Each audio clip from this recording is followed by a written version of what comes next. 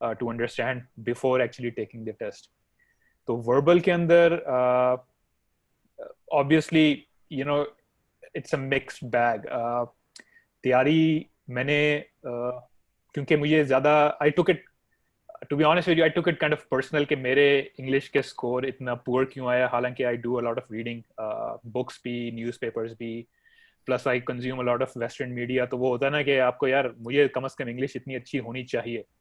But to be honest with you I found out कि हमारे जो वर्ड्स की जो अंडरस्टैंडिंग है रीडिंग के अंदर, व्हाट वी डू इज कि when we are reading most of the words, even if we don't know the meanings of it, we kind of grasp it from the whole paragraph किस तरह structure किया हुआ है कि अच्छा हाँ यार इस word का probably meaning negative ही होगा, and then you move on. You don't try to find out कि इस word का particular meaning क्या है.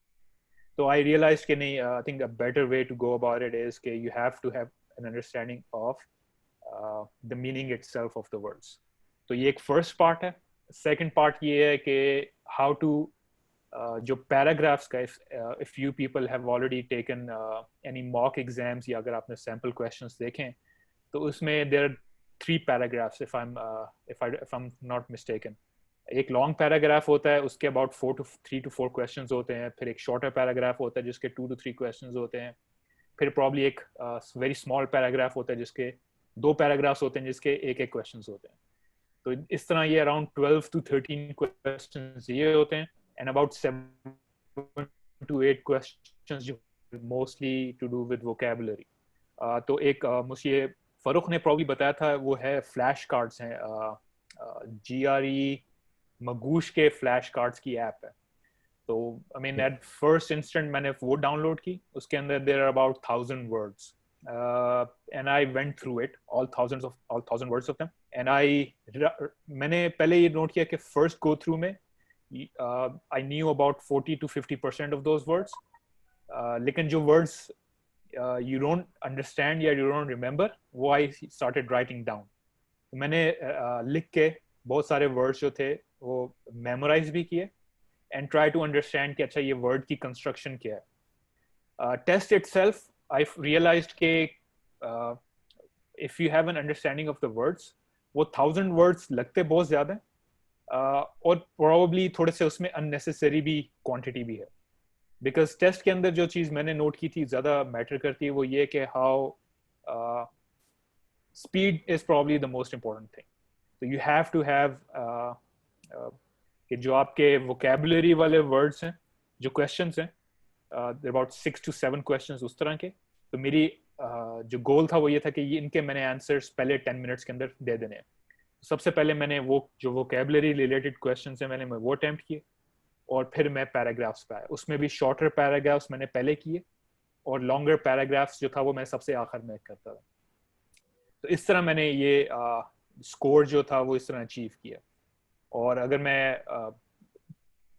इफ आई लुक बैक तो मैंने वर्बल को प्रॉब्ली थोड़ा सा रिलेटिवली ज़्यादा टाइम दिया तैयारी करने में कंपेयर टू क्वांट. उसकी वजह ये थी कि मेरी सोच ये थी कि एक तो मेरा वर्बल मुझे लग रहा था कि मेरा पूरर है, और मैं ये समझ रहा था कि शायद मेरे वर्बल में स्कोर ज़्यादा चाहिए, तो इसलिए मैं वर्बल पे ज़्यादा फोकस कर रहा था और क्वांट पे कम. तो जो वर्बल वाला मेरा पूरा जो मैंने एग्जाम से पहले अपना माइंड में सेटअप बनाया हुआ था कि मैंने किस तरह अटैम्प्ट करना है, I was able to follow that. जो क्वांट वाला मैंने अपना ऑब्जेक्टिव बनाया था कि मैं किस तरह आंसर करूंगा questions, I was not able to go with the plan. और मेरा प्लान ये था कि क्वांट के अंदर I would attempt the जो ग्राफ रिलेटेड क्वेश्चंस होते हैं वो, और उसके बाद मैं रिवर्स में आऊँगा. But at that moment I got a little bit confused, तो नहीं मैं कहूँगा, थोड़ा सा फ्लस्टर्ड हो गया था, इसलिए I just went through the quant questions as they came. और उसके अंदर फिर हुआ ये कि about 6 to 7 questions I think I didn't do because of time. तो that's probably the most important thing, time, जो मैंने नोट किया है बोथ सेक्शंस के अंदर कि if you are able to do the entire 20 questions हर सेक्शन के within the time period, I think then you can get good marks. तो अगर आपने वर्बल की तैयारी करनी है, क्वांट की तैयारी करनी है, तो yes, both you have to do it for the time as well rather than getting the answers correct. मुझसे आई थिंक अकबर भट्ट साहब ने पूछा कि स्कोर क्या है, तो मेरा 167 वर्बल में था और 155 क्वांट के अंदर. does that answer most of the question? खजर या कुछ रह गया? नहीं, this answers most of the question. Fatima, आपसे एक क्वेश्चन है कि आपका relatively जरा कहने के दोनों sections में similar सा score था, मतलब quant में भी verbal में भी. How did you approach both of these sections? Like quant को किस तरह आपने approach किया या verbal को आपने किस तरह approach किया?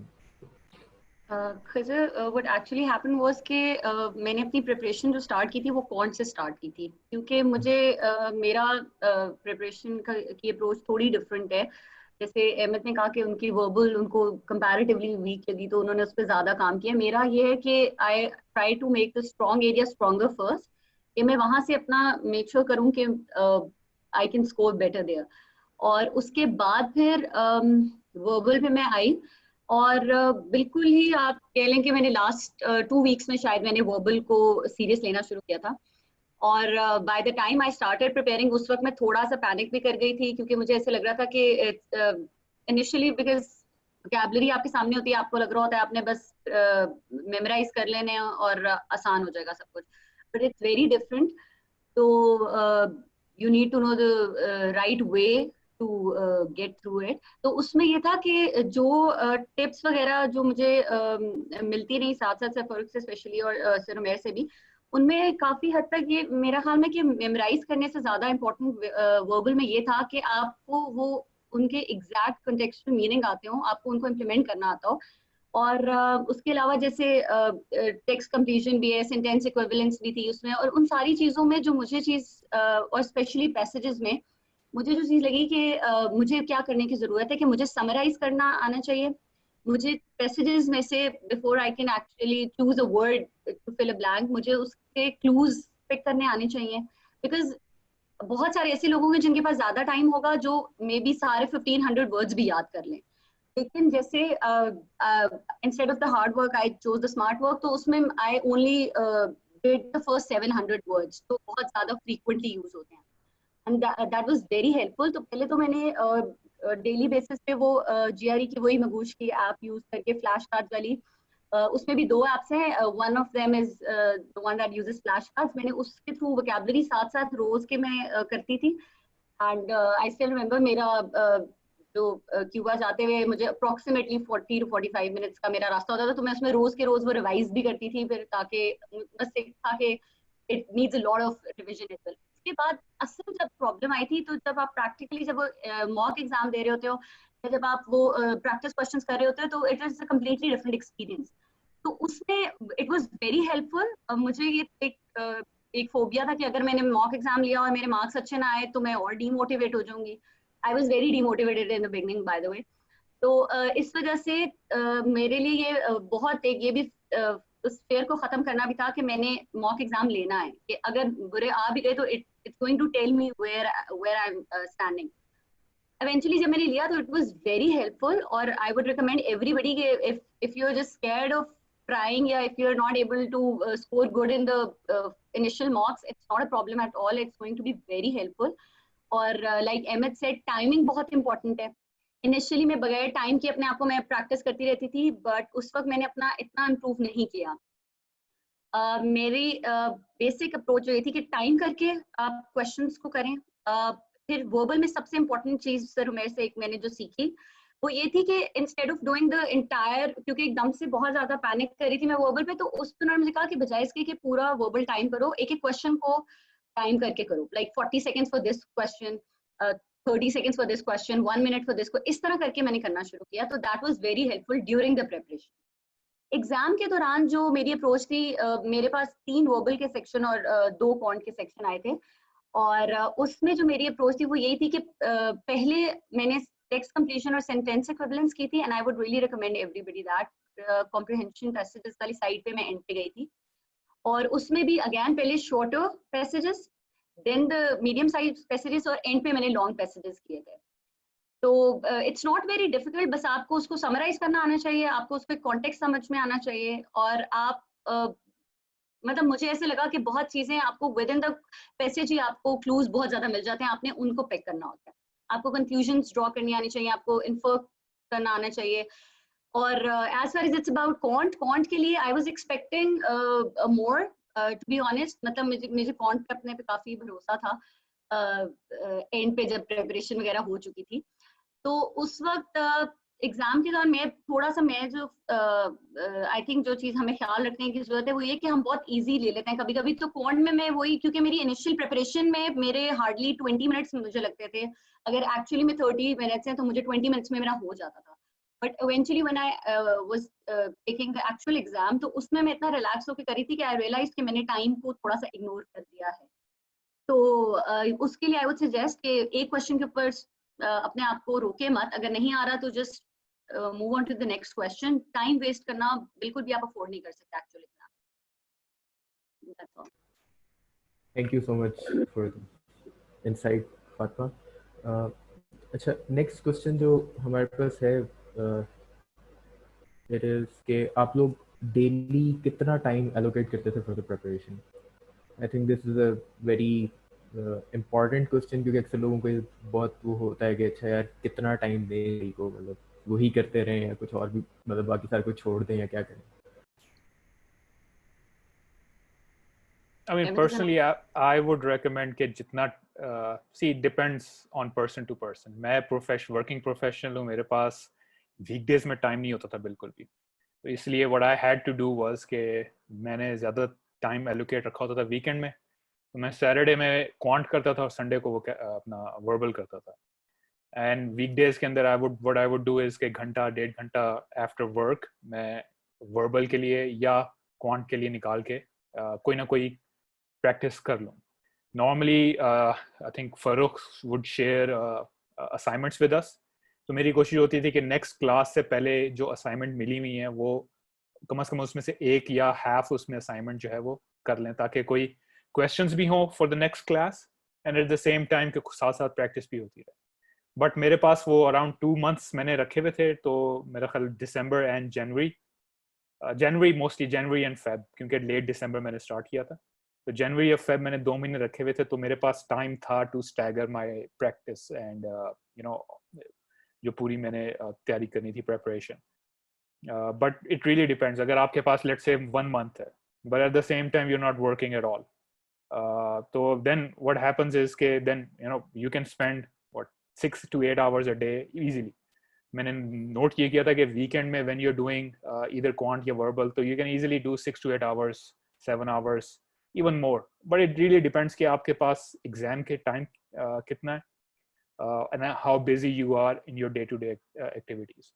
But yeah, what you need to practice for is to find the quickest way of answering, not probably जैसे verbal के अंदर I think Fatma was saying कि हाँ summarize करना आपको paragraph को आना चाहिए, तो you should be, आपकी practice पूरी geared towards होनी चाहिए how to quickly जो पैराग्राफ अगर आपके सामने आया तो how do you quickly summarise it first of all, and how can you answer those questions जो आपके सामने दिए गए। क्वेश्चंस की भी there are particular types of questions, तो I think when you do the session with Farrukh and his associates, वो probably आपको एक्सप्लेन करेंगे डिटेल के अंदर कि क्वेश्चंस की टाइप क्या है और उसके अंदर से आंसर्स किस तरह ढूंढने हैं। तो again it's all geared towards आपकी अपनी पर्सनल प्रेफरेंसेस के ऊपर and how much time you have to do the preparation. But itna wo, I think it's not something which is very too complicated ke you get lost in it. I think it's very interesting, both quant and the verbal part of it. I was more focused toward verbal, to haan I think I allocated more time towards verbal again, but I probably should have done similar timings for both. But wo quant mein hota ye tha ki I would have to sit on a proper chair and table, calculator पास रख के, या उसकी तैयारी थोड़ी सी ज़्यादा होती थी। वर्बल के लिए मुझे थोड़ा आसान इसलिए लगता था कि I can just use the different apps on my mobile phone, या मैं अपने आईपैड के ऊपर यूज़ कर लूँ, it was a little bit more convenient, या पेपर पकड़ के वो रीडिंग कर ली थोड़ी सी। इट रियली डिपेंड्स कि how you want to allocate your times. Fatima? या सो जैसे एविद said, it's completely different for everyone. मतलब अगर आप जॉब भी कर रहे हो साथ, या if you're studying और साथ साथ आपने देना है GRE, तो that is a completely different thing. और जैसे in my case I was working but I took a month off from work और obviously I had no time so I had to. और उसके लिए ये था कि in my case I honestly speaking I was giving actually more than 6 to 8 hours a day.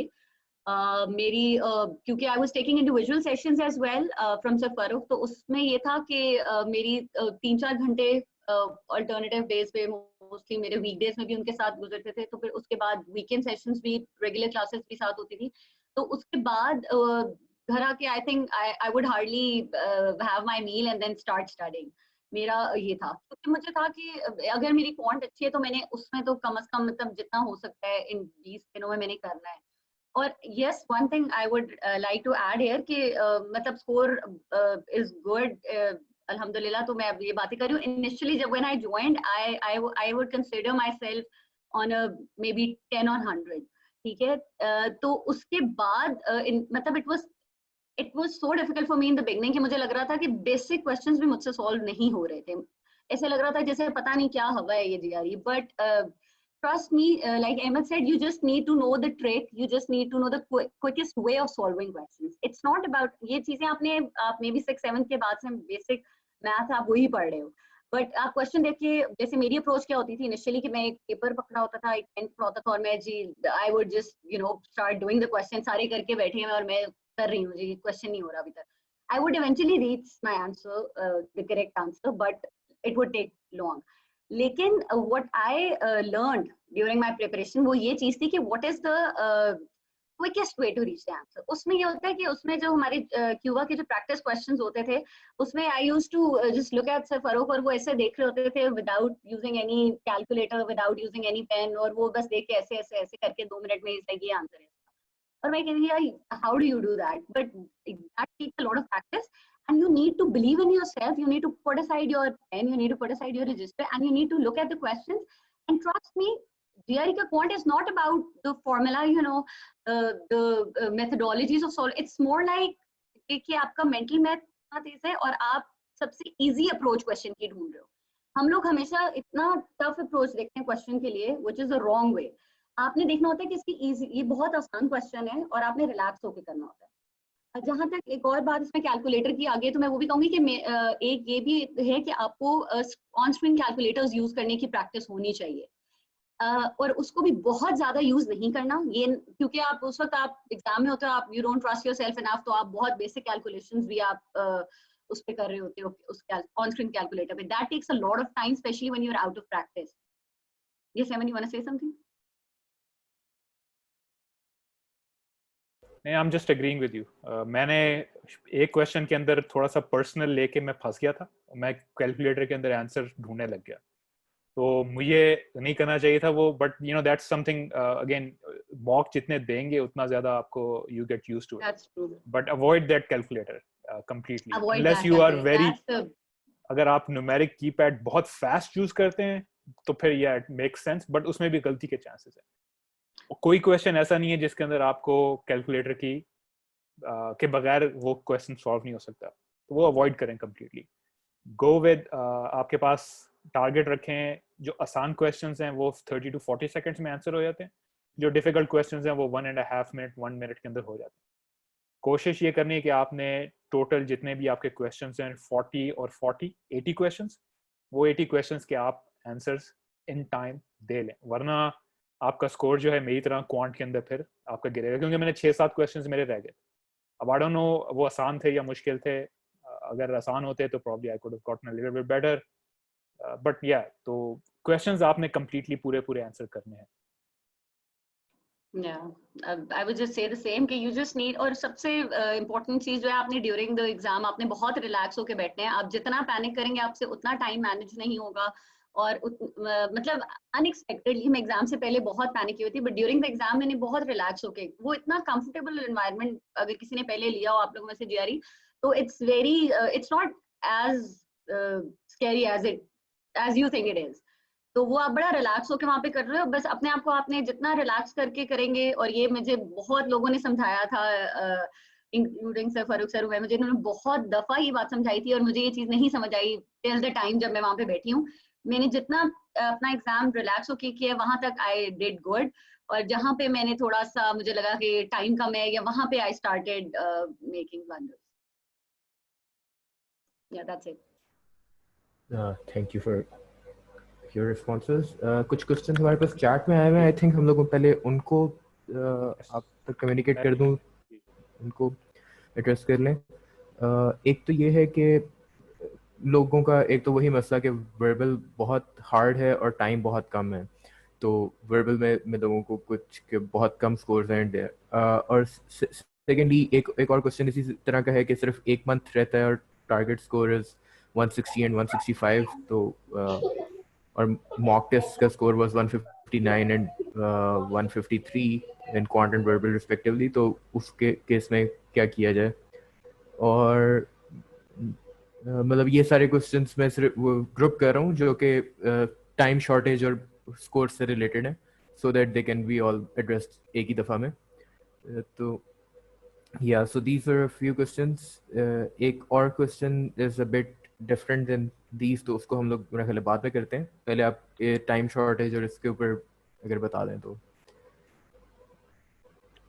ये मेरा ख्याल डेल, अब नाम नहीं उन्होंने लिखा हुआ, लेकिन इनका जो क्वेश्चन है I think he is already thinking about the admission application. मैं उनको ये बोलूँगा कि GRE score is not the most important part ना. वो एक छोटा सा पार्ट है just to give everybody the same standing space. So for example अगर आप वही बहुत टॉप की यूनिवर्सिटी में अप्लाई कर रहे हैं, अब आई डोंट नो आप कहाँ पे अप्लाई कर रहे हैं और वहाँ की मीन रिक्वायरमेंट क्या है, बट मैंने जो मेरी रिसर्च मैंने शो की है आई थिंक 330 प्लस 335 प्लस जो बहुत टॉप की यूनिवर्सिटीज़ हैं वहाँ के जो स्टूडेंट्स हैं नॉर्मली उनका वो स्कोर होता है. But 320 plus is a decent score. Most universities के अंदर जो स्टूडेंट्स अप्लाई कर रहे होंगे उनका यही रेंज होगी. बट वो आपका मैटर ज़्यादा इस बात पे करेगा कि आपका जो एडमिशन पैकेट है उस पर आपके जो उनके 3 क्वेश्चंस होते हैं नॉर्मली, उसमें रिसर्च प्रपोजल होता है, उसके अंदर आपकी पर्सनल मोटिवेशन होती है, एक लेटर ऑफ मोटिवेशन होता है, आपके रेफरेंस लेटर्स होते हैं. ये सारी चीज़ें ज़्यादा मैटर करती हैं compare to GRE score. GRE score को बस वो लोग ये इसलिए रखते हैं कि बाकी जितने भी 100 स्टूडेंट्स अप्लाई कर रहे हैं उनका रफली उनको आइडिया हो जाए कि इनकी स्टैंडिंग क्या है. आपने एक और क्वेश्चन पूछा था कि आपके लिए कौन सा ज़्यादा ज़रूरी होगा, क्वांट या वर्बल. मेरे ख्याल से अगर आप मैथमेटिक्स का बैकग्राउंड है और आप अप्लाई एजुकेशन में कर रहे हैं तो दोनों इंपॉर्टेंट होंगे. वो ये देखना चाहेंगे कि आपका मैथ्स का आपके ऊपर ग्रास्प कितना है, और then they will want to know कि आपकी एजुकेशन के अंदर जहाँ पे आप फ्यूचर जा रहे हैं वहाँ पे कितने अच्छे हैं. आई थिंक 160 ईच या 158 each would be a decent enough score, but जितना हायर होगा उतना ज़्यादा डेफिनेटली अच्छा होगा. और कोई क्वेश्चन था खिजर? आप फातिमा आप कुछ ऐड करना? I just want to add one thing कि जैसे आप बात कर रहे थे स्कोर्स की और GRE स्कोर की और एप्लीकेशंस की, यहाँ पे I would like to since I've had one experience only अभी तक, तो I'm going to apply further. अभी जब मैं लम्स के लिए अप्लाई करी थी उसके लिए जो मुझे जो चीज़ समझ आई है वो ये है कि yes GRE स्कोर आपका मतलब आप 310, 311 इतना भी आपके लिए काफी होगा. I am talking about LUMS MBA programme. I think one of you asked that question too. I had initially applied for LUMS MBA और मेरा बिजनेस का पहले कोई बैकग्राउंड नहीं था. मैंने IT में I did software engineering, then I was teaching for 4 years and that too sciences to O and A levels. तो ये बायो और फिजिक्स वगैरह, तो मेरा एक बहुत ही स्कैटर्ड किस्म का मेरा पीछे एक्सपीरियंस रहा है और एकेडमिक बैकग्राउंड रहा है. तो उसके बाद अप्लाइंग टू MBA मेरे लिए ये बहुत बड़ा वो था कि एप्लीकेशन स्ट्रॉन्ग कैसे करनी है, how do I prove myself कि मैं बिजनेस के लिए and like for an MBA I am good student for LUMS. तो उसके लिए मैं वही बात कर रही हूँ कि एक तो जैसे MBA के लिए व्हेन यू आर अप्लाइंग तो ऑब्वियसली आपका जो क्वांट का स्कोर है इट मैटर्स मोर. उनको आपके क्वांट के स्कोर के लिए ज्यादा इंपॉर्टेंट होगा. But since you have a mathematical background and you are applying to education, तो MS एजुकेशन, तो उसके लिए यस लाइक Ahmed said आपको दोनों ही को अच्छा लेके चलना पड़ेगा. एंड उससे भी इम्पोर्टेंट ये है कि आप उनको अपनी एप्लीकेशन के थ्रू ये प्रूव कर सको कि you are actually very and not on just your कि मैं ये प्लान कर रहा हूँ मैं, but on actual concrete terms कि आप practically क्या उसके लिए कर रहे हो उस फील्ड में जाने के लिए. So that's more important. अच्छा, एक वर्बल रिलेटेड क्वेश्चन है खिजर, मैं उसको भी थोड़ा सा आंसर कर दूं। जी जी बिल्कुल। 1000 वर्ड्स को याद करना, हाउ इफेक्टिव इट इज। अच्छा, मेरा जो इनिशियल रिएक्शन था आफ्टर द एग्जाम वाज के it's a little bit overdoing. You don't necessarily need to remember the 1000 words because the questions are not related to the 1000 words. Question are more related with the जो उस हर question type के अंदर एक trick होता है। तो for example जो word completion के जो क्वेश्चंस हैं, आई थिंक एक वो हैं जिसके अंदर देयर चॉइस ऑफ 6 आंसर्स। वो जो कंप्लीशन है उसके अंदर there are pairs of synonyms. if you know the meanings of the questions, वो question answer करना is like less than a minute. तो वो effectiveness वहाँ पे उसकी utilize होती है। But more importantly, उस question के अंदर आपको ये पता होना चाहिए कि यहाँ पे positive words लगेंगे या यहाँ पे negative words लगेंगे। तो उस 6 जो answers दिए होंगे उसके अंदर एक synonym ऐसा होगा जो इसकी connotation positive होगी, एक आंसर ऐसा पेयर होगा जो नेगेटिव होगा। तो यू हैव, अगर तो आपको you have complete understanding of the words जो कॉमनली यूज वर्ड्स हैं, तो it will be a very quick way of answering those questions and chances of getting them right would be better. And then the first initial part के अंदर एक और text completion की जो questions हैं उसके अंदर there are about 5 choices and you have to choose I think the best option. Again, वहाँ पे भी if you know the meanings of those choices, it becomes a little bit easier कि वो जो question के अंदर जो complication उन्होंने डाली हुई है, what complication they normally do is कि वो start positive करेंगे and then they will add a word will जो उसको flip कर देगा next part of the question के अंदर जहाँ पे आपको negative word use करना है। तो वो ज़्यादा important है to understand कि question के अंदर आंसर शुड बी नेगेटिव या पॉजिटिव। तो ये चीज प्रॉब्ली मैटर करेगी। बट वो 1000 वर्ड्स वो सप्लीमेंट इस तरह करते हैं कि if you know the meanings तो then you don't get stuck in finding out कि अच्छा प्रॉपर वर्ड कौन सा है। फिर देन व्हाट हैपेंस इज के कॉमनली यूज वर्ड्स मैंने नोट किए थे कि वो जो पैराग्राफ्स आ रहे थे, द लॉन्गर पैराग्राफ उसके अंदर वो वर्ड्स यूज हो रहे हैं। तो वो life makes a little bit easier अगर आपको you know at least 600 to 700 of those words, then you don't get stuck into the understanding of the paragraph. Then you can pretty much see okay fine, summarize करने में आपको आसानी होगी and then answer करने में आसानी होगी। So I think वो words are not crucial. The more important thing is कि वो questions के अंदर जो tricks हैं, how do you figure those tricks out, and then how can you quickly find the answer. Just one more thing I would like to add here. जैसे Avon ने कहा है कि आपको उसमें काफी सिमिलर सिनोनिम्स भी मिल जाएंगे, आपको पॉजिटिविटी और नेगेटिविटी भी आपने उसका कॉन्टेक्स्ट देखना है। इसमें एक और चीज है कि you also have to use the elimination method. You won't be knowing all the words. अगर आप 1000 लफ्ज भी याद करके जाते हो, you will still encounter words जिनका आपको बिल्कुल ही maybe you have never even heard of them. तो उसके लिए आप कोशिश क्या करें कि आप एलिमिनेशन मेथड क्या करें कि आप जो जिस वर्ड का आपको मीनिंग पता है और आपको पता है कि ये यहाँ पे नहीं एप्लीकेबल, तो आप उसको एलिमिनेट करो और फिर बाकी गिवन चॉइसेस को आप फोकस करो। बाकी यू एक्सप्लेन इट वेल। एक हमारे यहाँ पे पार्टिसिपेंट हैं, she wants to take a question on mic, so I am going to enable her mic. Farooq, can you enable her mic? मेरे पास ऑप्शन नहीं आ रहा। या ताहिरा, अगर आप खुद कर सकती हैं तो आप बेशक कर लें। Yeah, Assalamu alaikum, thank you. So, this is Tahira, and my background is English literature, and my mind does not really work in maths because my friction with maths is as old as I was in grade 4. So I just find myself unable to come up with right answers, especially in short time. So which is increasing my GRE anxiety in a way, and I'm just helping that instead of focusing on my GRE. And I want to make some realistic goals for myself. If you can help me in that, like which aspects of quant I should focus on so that I can achieve at least those realistic goals to score at least a bit well. Thank you.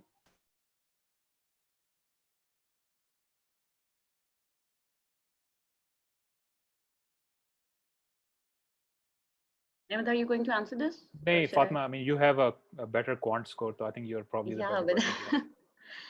Acha, Tahir, honestly speaking, since I was better at quant as compared to verbal, so I can't really relate. But ये है कि definitely जैसे आपके लिए quant आपको वो आपकी anxiety बढ़ा रहा है, मेरे लिए उस वक्त वर्बल बढ़ा रहा था, तो उसके लिए आई वुड सजेस्ट कि सबसे पहले तो you need to practise a lot. आप ये देखो, आप डायग्नोस्टिक टेस्ट लो, आप बार बार लो और आप उसमें देखो कि आपके वीक एरियाज कौन से हैं. अभी जस्ट अगर मैं आपको बता दूं कि क्योंकि जैसे मेरा डेटा एनालिसिस वाला पार्ट वीक था और मैंने अपने एक्चुअल जीआरई में भी वहां पे उसका एक प्रेशर था, ऑल्दो मेरे वो काफी क्वेश्चन ठीक भी हुआ, लेकिन मेरा वहां पे एक जहन में था कि जी मुश्किल होगा. और तो आप अपने जहन से सबसे पहले तो ये निकालो, nothing is difficult at all, trust me. Like I said, I have a mathematical background. Still जब मैंने पहला डायग्नोस्टिक टेस्ट किया था, इट वाज सो हॉरिबल कि आई डाउट कि मेरा कोई शायद एक दो के अलावा क्वेश्चन ठीक हुआ हो. तो मैं इतना उस वक्त ये हुई थी कि यार ये क्या है. लेकिन eventually when you start practising, आप क्वेश्चंस करते हो, you need to get out of your comfort zone. आप डायग्नोस्टिक टेस्ट लो, आप मॉक एग्जाम्स लो, जितने ज्यादा मॉक एग्जाम्स लोगे आपके लिए उतना यूजफुल होगा. आपने ये नहीं कहना कि मैं अरिथमेटिक पे फोकस करूं या मैं अलजेब्रा पे फोकस करूं. आपने ये देखना है कि आपका वीक एरिया कौन सा है, आप उसके ऊपर ज्यादा, फिर आप ये देखो कि आपका स्ट्रॉन्ग एरिया कौन सा है, आप you make it more strong. ठीक है, उसमें आपने ये, इसके अलावा ये है कि you have ample of resources to practise. ठीक है, तो आप you would never run out of resources कि आप ये कहो कि मेरा डेटा एनालिसिस वीक है तो now I can't find more questions on that. So you have Manhattan, you have official guide, and there are a lot more books online as well. तो आप अपने वीक एरियाज को खुद find out करो अपने mock test से और आप उनके ऊपर काम करना शुरू करो. पहले टाइम ऑटोमेटिकली आपका, once you get used to it, once you practice a lot, time आपका ऑटोमेटिकली साथ साथ मैनेज होना शुरू हो जाएगा. Just to add something, क्योंकि मैं थोड़ा सा रिलेट कर सकता हूँ, क्योंकि I had a bigger break between doing maths in high school and then doing the quant test in GRE after what 14-15 years. मैंने जो चीज़ preparation में भी नोट की, and exam में भी नोट की, उसमें ये है कि I mean जो उनका quant का जो पूरा पेपर का जो section है वो divided into different parts. So for example, there are triangles, there are circles, एक ग्राफ रिलेटेड होते हैं, एक डाटा एनालिसिस रिलेटेड क्वेश्चंस होते हैं, एंड ऑल्सो एंड सो. आप जैसे फातिमा कही थी कि फिगर आउट के what you are decent at, what you are good at and what you are bad at, और कौन सी ऐसी चीज़ है जो कम्प्लीटली आपको नहीं आ रही. जो चीज़ आपको कम्प्लीटली नहीं आ रही, फॉर एग्जांपल मुझे ट्राइंगल्स और सर्कल्स थोड़े से डिफिकल्ट लग रहे थे क्योंकि I couldn't remember the formulas from way back when, तो मैंने थोड़ा सा टाइम उनको ज़्यादा दिया. जो ग्राफ्स रिलेटेड थे, क्योंकि अगेन मेरा experience at work is related to graphs, तो मुझे वो थोड़े से रिलेटिवली आसान लगे. उसके 3-4 क्वेश्चंस होते हैं, तो आई वुड टेल एवरीबॉडी के अपने ग्राफ्स प्रैक्टिस करें, डाटा एनालिसिस जिसको बोलते हैं, उसके 3-4 क्वेश्चंस होंगे. Try to get those 4 questions right on both papers, तो आपके ऑटोमेटिकली 8 to 9 क्वेश्चंस करेक्ट हो जाएंगे फौरन. फिर again divide your time in preparation into each section के ट्राइंगल को कितना देना है, सर्कल्स को कितना देना है, and so on and so forth. But वो जब आप प्रेपरेशन शुरू करेंगे, then you will start realising कि किस तरह divided and what are your strengths and what are your weaknesses. Acha, somebody is asking me about the verbal practice resource. और पहले तो resources के लिए I've already mentioned कि आप verbal के लिए the best way to practice is the GRE verbal app. वो उसमें it's Magoosh app, और उसमें भी 2 हैं. एक I don't remember the other one, उसमें शायद MCQs की फॉर्म में आता है, या दूसरी जो है the one that we used was flashcards वाली app, and it was amazing. It helped me a lot. उसमें ना सिर्फ आपको flashcards का ये फायदा होता है कि आपको it just a better way of retaining the knowledge that you get. उसके अलावा ये कि आपने ऑब्वियसली आपने टाइम स्पैन देख के आपने उस हिसाब से वर्ड्स डिवाइड करने हैं. मैंने बहुत लेट किया था, तो मुझे और क्योंकि मैं भागती भी थी वर्बल से, तो मुझे एंड पे आके 50 वर्ड्स, और इवन देयर वर डेज जब मैं स्किप कर करके मैं I had to do like 80 to 90 words a day. तो if you want to save yourself from that, I think अगर आपके पास even if you have a month, तो आप बेसिक और कॉमन वाले जो फर्स्ट 6 to 700 वर्ड्स हैं, आप वो ही अगर कर लो on daily basis, I think 20 to 30 words, तो वो बहुत ही आपके लिए सूटेबल होंगे. As far as it's about quant, तो quant के लिए initially I started from the assignments that Cuba was giving us, and those were so helpful कि वो करने के बाद honestly मुझे Manhattan बहुत easy लग रही थी. Manhattan को देख के वैसे बहुत लोग एक दफा थोड़ा सा हो जाते हैं कि यार थोड़ी difficult है. वो initially easy questions होते हैं, आहिस्ता आहिस्ता आगे जाके थोड़े complicated वो complex questions हो जाते हैं. उसके लिए I would suggest कि Manhattan बहुत अच्छी है, लेकिन साथ साथ official guide is more close to the actual test. It's easy, आपको practice Manhattan करने के बाद official guide आपको बहुत easy लगती है, लेकिन जब आप actual exam देने जाते हो, मतलब in my case जब मैंने actual exam दिया था तो मैं मतलब मैं और सारे difficult topics को पकड़ के बैठी रही थी, probability and stats और permutation combination, और मैं difficult topics सारे लेके बैठी रही थी. But actual test में मेजर पोर्शन जो था वो अरिथमेटिक से था और स्टैट्स बहुत बेसिक क्वेश्चंस थे, तो I was actually surprised. It's not as difficult as you think it is. All you need to do is practice a lot. और I think official guide is good, but पहले I would recommend Manhattan को आप लोग ज़हन में रखें. And vocabulary के लिए the app is more than enough. Thank you, Fatma and Ahmed. एक और question आया हुआ है. I think it is also a very important question क्योंकि this is not directly related to GRE, but I think this is a very important factor in GRE. How do you keep yourself calm during the test?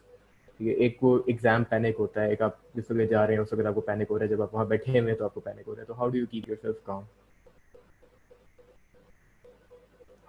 Should I answer it? Yeah, Ahmed, you need to answer this. I mean, see, again, that depends person to person.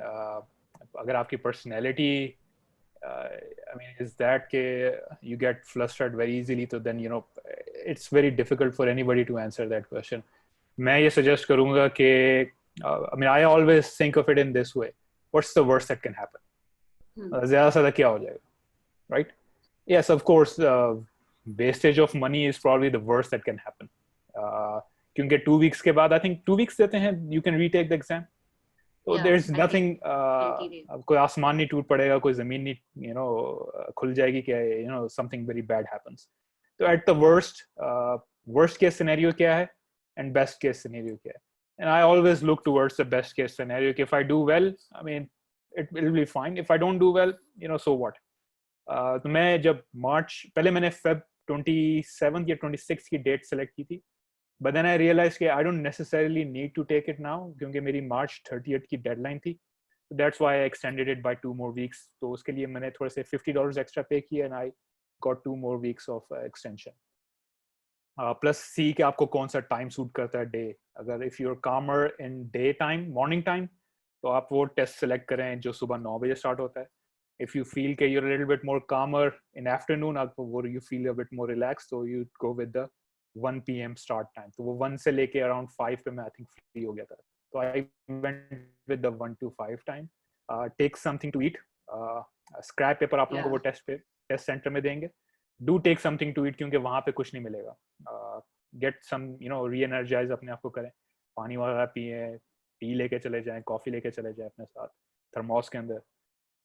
Take some sweets or something salty or a bit of both. आपको 10 minute या 15 minute की break मिलेगी. Do take those. And first section जो होगा वो writing का है. If you focus on the section that you're taking right now, you won't worry too much about the sections जो बाद में आएंगे. So just present yourself in the now and don't worry about कि next section कौन सा है, मेरी quant अच्छी है नहीं अच्छी, मुझे words याद हैं या नहीं याद. You know, just leave it जब वो वाला section आपके पास आएगा. और अगर आपको कोई आंसर नहीं मिल रहा किसी क्वेश्चन का, just keep moving forward until you find a question जो आपको लग रहा है कि you can answer that. And once you start answering questions, you will feel a bit more relaxed. मैं quant के अंदर I was getting a little bit frustrated क्योंकि उसकी 2 वजह थी. एक तो मुझे लग रहा था कि मेरा टाइम ज़ाया हो रहा है and I'm taking too much time on it. But ये था कि I was balancing it out with the verbal क्योंकि मेरा verbal बार मैं ये नोट कर रहा था कि वो बहुत अच्छा हो रहा है. I had a little bit more time as well. तो वो ups and down आपकी टेस्ट के दौरान आती रहेंगी. जैसे फॉर एग्जांपल मैं जो फर्स्ट राइटिंग का क्वेश्चन जो आ गया था वो था अबाउट पॉलिटिक्स. तो हम Pakistani we're very well versed with politics. Or I think the question was, is it better to have politicians who have ideals, those politicians who like to work among each other. So that's something which is ongoing with us. So the first question kind of relaxed me a little bit, क्योंकि वो पूरा writing it was good. So if you stay in the present, जो आप question attempt कर रहे हैं, then you'll be fine. If you think about too many things कि मेरा admission हो रहा है, नहीं हो रहा, मैंने application कब देनी है, मैंने ये कब करना है, मेरा next question क्या है, तो you won't do well. So stay in the present. अच्छा, one more thing कि जो चीज़ आपके लिए सबसे ज़्यादा हेल्पफुल है ना, वो ये है कि आप अपनी रूटीन ठीक करें. क्योंकि मैंने ऑफ किया हुआ था, मेरे पास करने को सवाई जीआरई की प्रेप के और कुछ भी नहीं था, तो I would spend the entire night studying. और मैं अगर सर के पास जब मैं पढ़ने भी जाती थी, सर फरूख वगैरह के पास, तो that would be mostly in the afternoon. तो मेरी स्लीपिंग स्केड्यूल बहुत ख़राब थी. और मैंने अपना टेस्ट टाइम जो सेलेक्ट किया था, the only slot that I got was of 9 AM. तो और आपका ऑलमोस्ट आई थिंक 3-4 घंटे का टेस्ट आपका हो जाता है. तो उसमें the most important thing is that you have had ample sleep. अगर आप नींद में हैं तो ट्रस्ट मी ऑन दिस, आपका जीआरई बहुत खराब हो गया. आपकी नींद नहीं पूरी, even if you are like master at verbal या क्वांट, आपको सब कुछ आता है आपकी टिप्स पे, और आप अपना जीआरई स्कोर अपनी एक्चुअल कैपेसिटी से बहुत नीचे कर देंगे अगर आपकी नींद पूरी नहीं है. मैंने जब मॉक्स लिए थे तो मेरी उस वक्त the first mock that I actual mock that I took was just a few days before my GRE exam, क्योंकि मैं एंड तक डर रही थी कि मैं लूंगी और शायद स्कोर अच्छा नहीं आएगा. और पावर प्रेप 2 पहले मैंने किया, which is the difficult one. उसके बाद मैंने पावर प्रेप 1 किया just I think a day or 2 before my GRE exam. तो उसमें नींद उसमें I couldn't score that high, क्योंकि उसमें मुझे नजर आ रहा था कि नींद में हूँ. फिर मुझे क्या कैफीन इनटेक की बहुत आदत थी, मैं चाय हर वक्त साथ साथ पीनी है. वहाँ आप अपना अंदर चाय का आप टम्बलर साथ नहीं लेके जा सकते. तो ये भी आपने ध्यान रखना है कि आप if you're a tea addict or if you're a coffee addict, so during your exam you cannot have it, you have to be careful about it. और उसके अलावा आपके जो बीच में सेक्शंस की ब्रेक है, आई थिंक 60 सेकंड्स की break है, एंड दैट्स आपको लग रहा होता है बहुत ज्यादा है, इतनी ज्यादा नहीं होती कि आप उठ के बाहर जाएं और फिर वापस अंदर आएं. तो उसमें आई वुड सजेस्ट कि मैंने जैसे कुछ अर्ली सेक्शंस में क्या किया था कि मैं उन ब्रेक्स को स्किप कर रही थी कि मैं जल्दी से बस जीआरई कर लूं और जल्दी से मेरा टेस्ट खत्म हो जाए, which is a wrong approach. If it is a 60 second break, I would recommend कि वो लाजमी लें. आप बेशक बाहर नहीं जाएं, आप अंदर ही बैठें और आप रिलैक्स करें. And then start the next section. There is no hurry. Trust me, it would be best if you take that 60 seconds break. It gets tough कि आप skip करें, क्योंकि during this section वो pause नहीं कर सकते आप, और आपके लिए वो difficult हो जाएगा. और writing part में my score I'm not very happy with it, but it was a 4.0. मैंने कोई उसकी तैयारी नहीं की थी. I just did one essay. And that too, जब मैंने अकेडमी ज्वाइन की थी तो very first day, I think in the very first week, sir Farooq ने हमें एक ऐसे करवाया था. And I was so lucky कि मेरा जो पहला इशू एक ऐसे होता है, एक आर्गुमेंट ऐसे होता है, तो मेरा जो इशू ऐसे आया था, it was the same topic जो हमने प्रैक्टिस किया था. तो वहाँ पे मेरा ऑटोमेटिकली मैं इतनी ज्यादा वो मेरा कॉन्फिडेंस लेवल बूस्ट अप हो गया था कि उसके बाद शायद मैं रिलैक्स हो गई थी. जैसे आप कह रहे हो कि व्हाट इज वे टू काम योरसेल्फ, आप एग्जाम में खुद ही हो जाओगे जब आपका इंशाल्लाह 1-2 क्वेश्चन सही होना शुरू हो जाएंगे. आपकी writing part is not very difficult, तो आप वो अच्छा सा लिख लोगे. वो भी ऑब्वियसली उसमें टाइमिंग बहुत इंपॉर्टेंट है. आप वो अच्छा सा लिख लोगे, ऑटोमेटिकली आपका जो वो एक एग्जाम प्रेशर है वो खुद ही ड्यूरिंग द एग्जाम कम होता जाता है. It's a very comfortable environment. आप कोई टेंशन वाली इस तरह की बात नहीं है कि आप पैनिक करोगे ड्यूरिंग द एग्जाम, या ऐसा कुछ नहीं होता.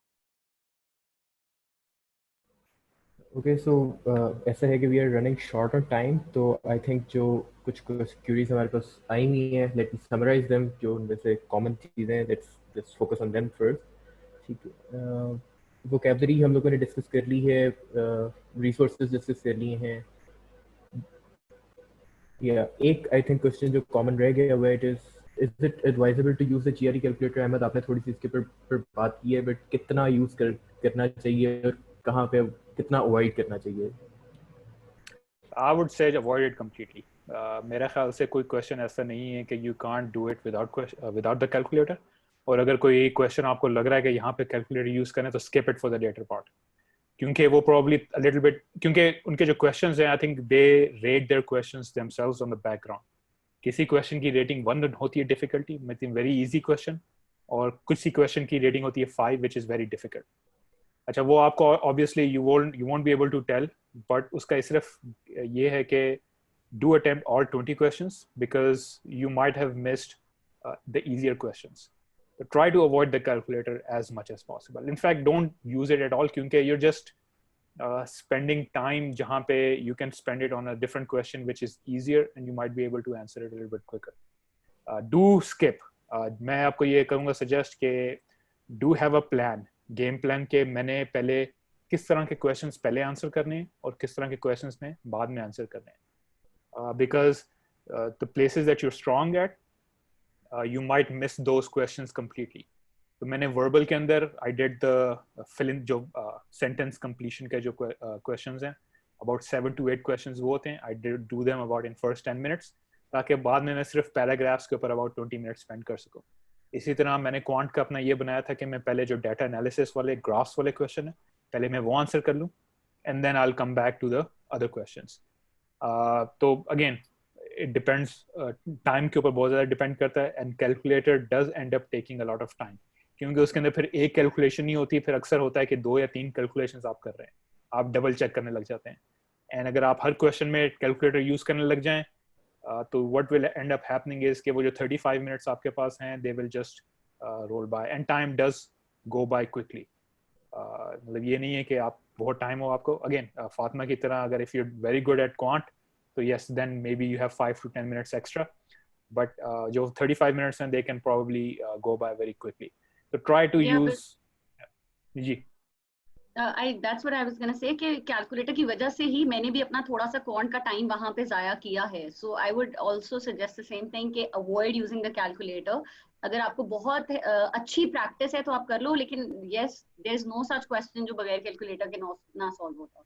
So just avoid using the calculator as much as possible. Okay एक और क्वेश्चन आया हुआ है. अच्छा वो आपने अहमद आंसर कर दिया है कि official guide first and then the Manhattan 5 will be. Essays के लिए मैं एक चीज़ रेकमेंड करूंगा. एसेस के बारे में क्वेश्चन से हमने प्रॉब्ली एसे को इतना टच भी नहीं किया. उसकी प्रैक्टिस आपने जो करनी है वो अगेन, क्योंकि आप हर इशू क्वेश्चन को आंसर नहीं कर सकते जो ऑफिशियल गाइड में दिया हुआ है, और आप हर जो दूसरा क्वेश्चन होता है एनालिटिकल क्वेश्चन होता है किस तरह को आर्ग्यूमेंट, हर आर्गुमेंट क्वेश्चन को आंसर नहीं कर सकते. तो आई मीन वो सिर्फ डिपेंड करेगा कि आपकी अंडरस्टैंडिंग कैसी है in terms of global affairs, in terms of other practical examples. तो try at least 5 to 6 of them. और अगर आप MS वर्ड में कर रहे हैं तो अपनी जो उसकी ग्रामर है वो उसको स्विच ऑफ करते हैं, बिकॉज वहाँ पे आपको ग्रामर हेल्प नहीं मिलेगी. Use Notepad instead. I would suggest use Notepad instead. Yeah, you can use that as well. आपको अपनी स्पेलिंग पे प्रैक्टिस करनी पड़ेगी, क्योंकि अक्सर मैंने भी ये अपनी राइटिंग में नोट किया कि MS word over the period of 15-20 years use करने के बाद स्पेलिंग पे हम लोग इतना फोकस भी नहीं कर रहे होते. We deliberately write wrong type कर रहे होते हैं ताकि वो खुद ही अपने आप को ऑटो करेक्ट करता रहे, बट वो आपके पास फीचर अवेलेबल नहीं होगा ड्यूरिंग टेस्ट. तो ट्राई टू मेक श्योर कि आप वर्ड्स वो यूज करें जिसके आपके स्पेलिंग्स करेक्ट हो. कुछ कहीं के आपको वो लोग लेवरेज दे देंगे, but try to avoid mistakes as much as possible. तो उसके लिए आप पहले से प्रैक्टिस कर लो. उसके लिए भी आई थिंक जी प्लीज. जी सॉरी, ऐसे में आपने जरूर इतना टाइम छोड़ना है एंड पे फ्यू मिनट्स के आप अपने ऐसे को दोबारा पढ़ लें, क्योंकि कभी कभी आपने टाइपिंग एरर्स किए होते हैं. Even if you know the correct spellings, even if you know the correct grammar and everything, आप फिर भी आपसे कभी कभी टाइपिंग करते हुए एरर्स हो जाते हैं. सो ट्राई प्रैक्टिसिंग ऐसे. जैसे मैंने 1-2 दफा ही सिर्फ ऐसे प्रैक्टिस किया था, और सिर्फ इस वजह से ही कि मैं टाइम सही कर रही हूँ या नहीं कर रही. तो आई वुड रिकमेंड कि आप अपना ऐसे जो है वो मैक्सिमम 400-500 वर्ड्स तक लेके जाएं, और इतना टाइम रखें कि आप उसको दोबारा से पढ़ के अपने एरर्स को रिमूव कर सकें. ऑलराइट, सो एक और क्वेश्चन है ऐसे से रिलेटेड ही कि एक तो ये कि इसकी प्रैक्टिस कहाँ से करें और चेक कहाँ से करवाएं. आई थिंक चेक के लिए तो फरूक को ही रब्ता करना पड़ेगा, लेकिन प्रैक्टिस कहाँ से करें? आई थिंक उनकी GRE की जो ऑफिशियल वेबसाइट है उसमें उन्होंने एक पूरी लिस्ट दी हुई है अबाउट मेरा ख्याल 100 प्लस उसमें ऐसे इसके क्वेश्चंस उन्होंने दिए हुए. तो I think that would be the best resource. आप GRE की ETS की वेबसाइट पे जाएं, वहाँ पे आप सर्च करेंगे तो आपको दोनों आर्ग्यूमेंट ऐसे, एनालिटिकल ऐसे दोनों आपको मिल जाएंगे, पूरी एक लिस्ट. उसमें से रैंडमली आप सेलेक्ट करें 5 to 6 और उनको आंसर करने की कोशिश करें, और उसको स्टॉप वॉच के ऊपर टाइमिंग जरूर चेक कीजिए. So last thing before we conclude this session, any advice for the test takers? Apart from the ones that जो आपने already दे दी हुई हैं, of course, like. I would just say कि not to worry too much about it. आपकी application के अंदर GRE का score is not the number one priority. I think it's probably around 6 to 7 priority. अगर मैं इसको एनालाइज करूँ, मुझे ज़्यादा ज़रूरत इसलिए थी कि I wanted a good scholarship as well on top of my admission. तो मैं इसलिए ज़्यादा फोकस कर रहा था कि it would kind of give me stand me apart from other candidates. तो इसलिए मैं I was hoping कि I would get a good score out of it. But depend करेगा पर्सन टू पर्सन. सम किसी चीज़ में किसी चीज़ की प्रायोरिटी ज़्यादा होगी, but I don't think it's the most crucial part. Don't worry too much about it. और जितना आपके पास टाइम है, डू इन्वेस्ट इन इट. आप जितना टाइम इन्वेस्ट करेंगे अपनी प्रेपरेशन के अंदर, आपका स्कोर उतना अच्छा होगा. I mean that's something which I can guarantee you. आप क्वांट मैंने शुरू किया था तो मेरे दोनों में मैंने आपको बताया 140 थे, बट टुवर्ड्स द एंड मैंने ये नोट किया अगेन, अगर मैं क्वांट में भी उतना टाइम देता जितना मैंने वर्बल में दिया तो प्रॉब्ली दोनों में बैलेंस होता. बट मैंने वर्बल में टाइम जरूर ज़्यादा दिया. एंड आई डू थिंक के अगर मैं एक प्रॉब्ली नेक्स्ट अगेन ट्राई करूँ तो I can probably again repeat the verbal score या इवन बेटर इट. क्योंकि अगर जितनी आप प्रैक्टिस करेंगे आपको समझ आना शुरू हो जाएगा कि how do they try to trick you. एक क्वेश्चन काफ़ी डिफिकल्ट था, आई गॉट इट राइट, और तो उसके अंदर से I felt very good about it कि हाँ मेरी practice did find me good result in it. Again Khizra, do you want to add something? Fatma? Yeah, I would just say the same thing. I've already told you that you need to practice a lot of mocks. Mock exams are very helpful, or that is the only way you would know through the course of your preparation कि आप कहाँ पे stand कर रहे हैं. So I would just recommend practice a lot of mock exams.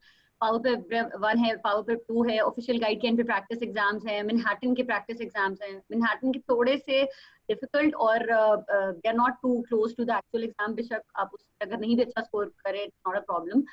लेकिन ये है कि एंड वही बात कि आप दोनों को इक्वल अमाउंट ऑफ टाइम देने की कोशिश करो. Just because you are enjoying quant more तो आप क्वांट पे ज्यादा फोकस मत करो.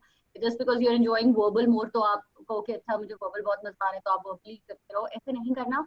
आपने दोनों को टाइम देना है और try to use as much of your time as possible to score good. Even yes, it may not be the first priority for your admissions, but when you have a good GRE score, automatically आपकी application थोड़ी सी strong हो जाती है.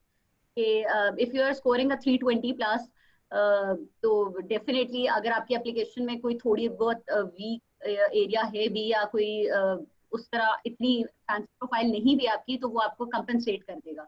But yes, if you have a very good profile and it's suitable to what you're applying for, तो फिर अगर थोड़ा सा आपका GRE score नीचे भी आ जाता है, तो it's not going to be very problematic. And it's not as difficult as you think it is. I would consider myself, like I said earlier, a 10 on 100 maybe, but it only took me 23 days to just score 319. It was great because of the tutors, most importantly, yes. And because of a lot of practice. All right, thank you so much for your time. Fatima आपका भी और अहमद आपका भी, आप लोगों ने time निकाला हमारे सेशन के लिए. So I think this is pretty much it. हो सकता है कि आपसे कभी दोबारा भी मुलाकात हो. अल्लाह हाफिज. अल्लाह हाफिज. Sure. Good luck everybody. Good luck. अल्लाह हाफिज.